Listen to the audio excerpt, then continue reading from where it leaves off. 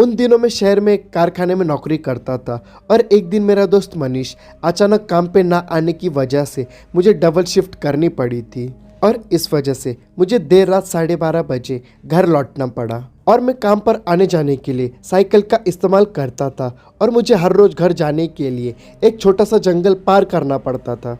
और उस रात आसमान में चमकती पूर्णिमा चांद की रोशनी में आसपास की चीज़ें ठीक ठाक दिखाई दे रही थी। और जब मैं जंगल के रास्ते से होकर घर जा रहा था तब मैंने पेड़ के नीचे बैठे एक बूढ़े आदमी को देखा और मुझ पर नज़र पड़ते ही वह मुझे अपने पास बुलाने लगा और मैं उसके पास जाकर साइकिल को ब्रेक लगाया।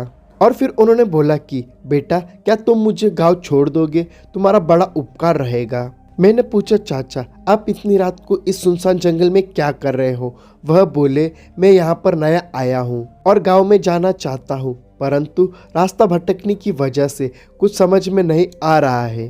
और उनकी ये बात सुनने के बाद मैंने उन बूढ़े चाचा को साइकिल की पिछली सीट पर बिठा लिया और हम गांव की ओर चल दिए। और बहुत देर तक साइकिल पर बैठे बूढ़े चाचा कुछ बोल नहीं रहे थे। तो मैंने पूछ ही लिया, चाचा आपने अपना नाम नहीं बताया। और वह बोले, मेरा नाम जमाल उल्फत मत वाला है। और नाम बताते वक्त उनकी आवाज़ किसी जवान मर्द की तरह भारी सुनाई दे रही थी, पर मैंने उस बात पर ध्यान नहीं दिया। और फिर घर जाने की जल्दी में मैंने साइकिल की गति बढ़ा दी, पर अचानक मुझे साइकिल के पैडल मारना मुश्किल लगने लगा, जैसे साइकिल पर 2 नहीं बल्कि 4 आदमी बैठे हों।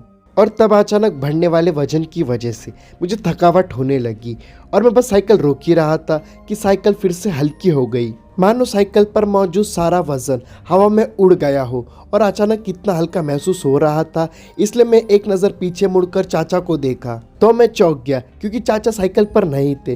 तो चाचा अचानक कहाँ गायब हो गए, ये सोच कर मुझे डर लगने लगा, क्योंकि अगर वो कहीं रास्ते में या फिर किसी गड्ढे में गिर गए होंगे तो मेरे लिए मुसीबत हो जाएगी। और इसलिए मैंने साइकिल यू टर्न मार के घुमा ली और हर मुमकिन जगह पर देखा, पर मुझे वह कहीं नहीं दिखे। लेकिन वापस आते आते मुझे दूर से ही दिखा कि एक बड़े से बरगद के पेड़ के नीचे कोई आदमी घुटनों में सिर छुपाकर बैठा है। और फिर मैंने दूर से ही आवाज़ दी, जमाल चाचा आप हो क्या वहाँ पर? लेकिन मुझे उस आदमी में ना कोई हलचल दिखी और ना ही कोई जवाब मिला। तो मैंने साइकिल वहीं छोड़कर नज़दीक जाकर देखने का फैसला किया। और फिर जब मैं उस बरगद के नज़दीक पहुंचा तो मुझे अचानक खून जमा देने वाली ठंड ने घेर लिया, मानो कोई इशारा हो कि यहाँ से भाग जाओ। और उस आदमी के कपड़ों से ही मैंने पहचान लिया था कि वह जमाल चाचा ही है। फिर मैंने चाचा से पूछा, आप साइकिल से कब उतरे? मुझे बताना चाहिए था ना।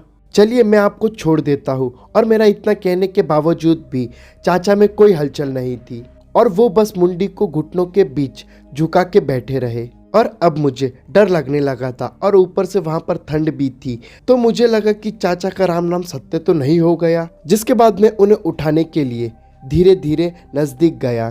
तभी मुझे अचानक सड़े हुए मांस जैसी गंदी बदबू आने लगी, मानो कोई लाश वहां बहुत दिनों से सड़ रही हो। और फिर भी सांस को रोककर मैं चाचा के कंधे पर हाथ रख दिया।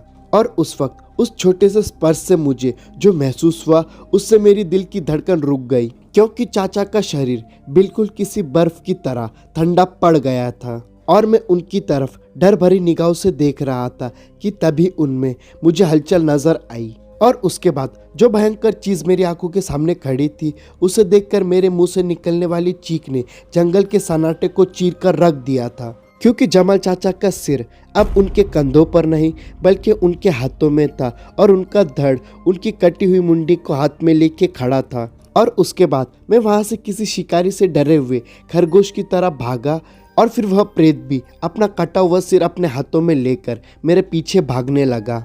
और मैं तुरंत साइकिल पर बैठा और पूरी जान लगा के पैडल मारने लगा। और थोड़ी दूर साइकिल चलाने के बाद वह भूत भी नज़दीक आ रहा था। और वो रात मानो शैतानी थी, क्योंकि मेरी साइकिल की चेन उतर गई थी, जिसके बाद मेरी फट के हाथ में आ चुकी थी। जिसके बाद मैं साइकिल और साइकिल पर लटका हुआ टिफिन को वहीं पर छोड़कर गांव की तरफ भागने लगा। जिसके कुछ समय बाद मैंने गांव के मुख्य प्रवेश द्वार के अंदर कदम रखा और एक नज़र पीछे देखा तो उस शैतानी बला ने मेरा पीछा करना बंद कर दिया था और वह भयानक बरगद का भूत मुझे देखता ही रहा, क्योंकि गांव के प्रवेश द्वार के सामने हनुमान जी का मंदिर था और प्रेत में इतनी ताकत नहीं थी कि वो वहां कदम रख सके। जिसके बाद मेरी जान बच गई। आशा करता हूँ कि ये वीडियो आपको अच्छी लगी हो। वीडियो अच्छी लगी हो तो वीडियो को लाइक और चैनल को सब्सक्राइब करना और स्क्रीन पर दिख रहे वीडियोस को ज़रूर देखो।